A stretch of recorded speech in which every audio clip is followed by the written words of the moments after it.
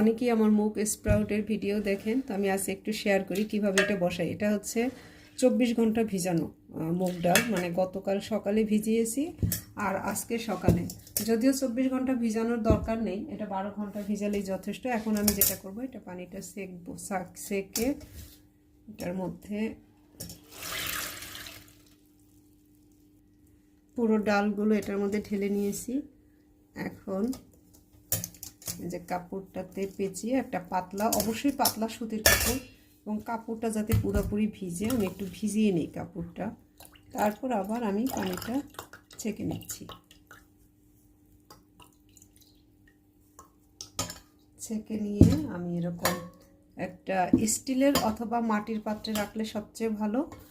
আমি স্টিলের পাত্রে রাখি, মাটির পাত্রেও রাখা যায়। স্টিলের পাত্রের মধ্যে এটা এরকম রেখে দিয়ে আর কিচ্ছু করব না, এটা আমি ভালো করে মুড়ে দিয়ে ঢেকে রাখলাম।